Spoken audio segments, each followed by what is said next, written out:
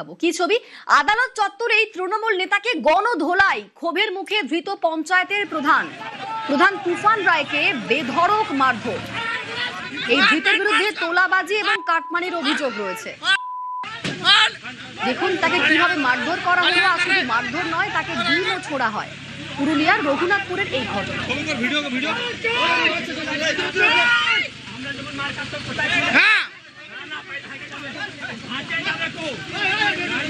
আদালত চত্বরেই তৃণমূল নেতাকে গণধোলাই, ক্ষোভের মুখে ধৃত পঞ্চায়েত প্রধান।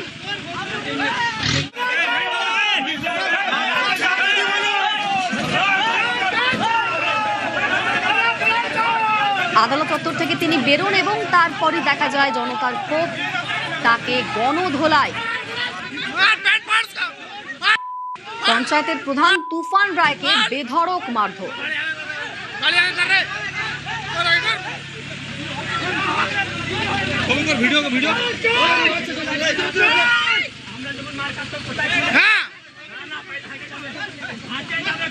আমাদের সঙ্গে ইন্দ্রজিৎ রয়েছেন প্রতিনিধি।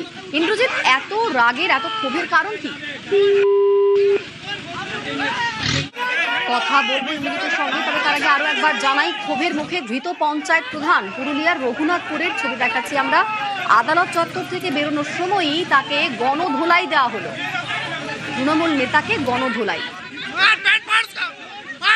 পঞ্চায়েতের প্রধান তুফান রায়কে বেধড়ক মারধর।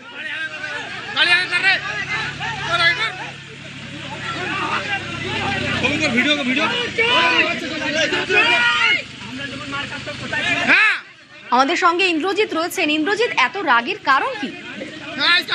দেখো অনন্দিতা, প্রথমেই বলে রাখি, আদালত চত্বরে গণধোলাই নয়, গতকালেই তিনি গণধোলাইয়ের শিকার হন পঞ্চায়েত অফিসে এবং আজ তারপরেই অভিযোগ হয় এবং সেই অভিযোগের ভিত্তিতেই গ্রেপ্তার করা হয় তাকে এবং আজকে পুরুলিয়ার রঘুনাথপুর মহকুমা আদালতে তাকে তোলা হয়।